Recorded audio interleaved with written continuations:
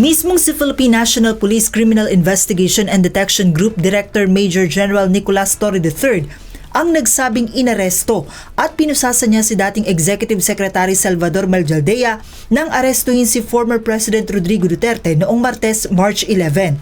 Sa briefing kahapon sa Malacanang, idinatalya ni General Torre ang ani pagharang ni Maljaldea upang pigilin ang pagdakip ng mga otoridad kay dating Pangulong Duterte na ani ay maituturing na obstruction of justice. Turning point talaga doon is nung time na talagang humaharang si E.S. Maljaldea at binigyan ko siya ng warning na talaga, Sir, tapos na ito. Kanina pa ang usapan, kaya sumakay ka na muna sa aeroplano, kayo sa aeroplano. At saka na natin pag-usapan ng iba pa, sa husgado na. Nagpumilit pa umano si Maljaldea at hinamon si General Torre na arestuhin siya dahilan para pusasan ang dating Executive Secretary. Giit ni Torre, ginawa niya ito dahil naniniwala siya na dapat manaig ang batas.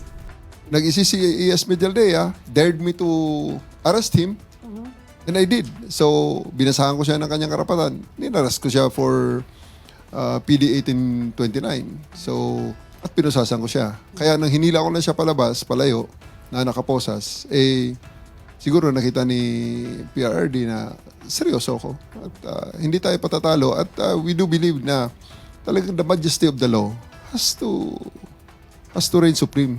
Dapat masunod ang batas. Dahil sa insidente, pinag-aaralan ngayon ng PNP ang posibleng paghahain ng kaso laban kay former E.S. Maljaldea. Kwento pa ng CIDG Chief, bitbit ang posas ay binalikan rin niya si Attorney Martin Delgra na isa rin sa mga abogado ni former President Duterte. Nung makita ni PRRD yun, kasi bumalik uli ako na inilagay ko sa bus, dala ko uli ang posas. Sabi ko, Sir, ito, kasunod, susundin ko sana si Attorney Delgra pero umalis naman na sila at sumama na si PRRD.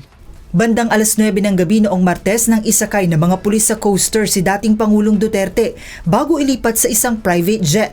Bukod kay Maljaldea, kasama rin ni Duterte sa eroplano ang isa pang nurse at personal assistant.